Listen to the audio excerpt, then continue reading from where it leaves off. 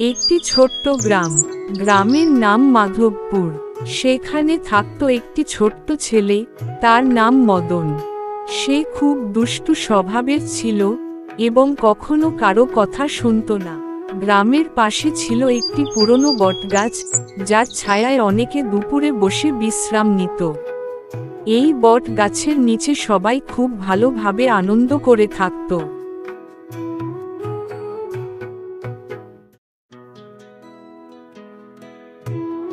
একদিন গ্রামের একজন বৃদ্ধ লোক মদনকে ডেকে বললেন, মদন, তুমি কি জানো গাছ আমাদের কত উপকার করে? যেমন আমাদের গ্রামের বট গাছটা কত মানুষের উপকার করেছে। গাছ তো কথাই বলতে পারে না, হাঁটা চলাও করতে পারে না, তাহলে আমাদের কি উপকার করবে? এই গাছটা আমাদের ছায়া দেয়, পাখিরা এতে বাসা বাঁধে, বাতাস শুদ্ধ করে, এমনকি ঝড়ের সময় আশ্রয়ও কত প্রাণীদের দেয়, অথচ কখনো কিছু চায় না।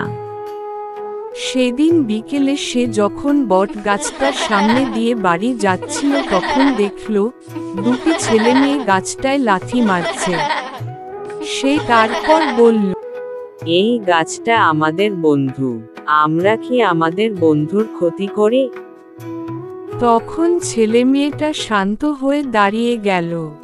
তারপর মদনের ভয়ে ছোট্ট ছেলে মেয়েটা দৌড়ে পালিয়ে গেল। থেকে মদন আর শুধু দুষ্টু ছেলে ছিল না, সে হয়ে উঠল গ্রামের প্রকৃতিপ্রেমী বন্ধু।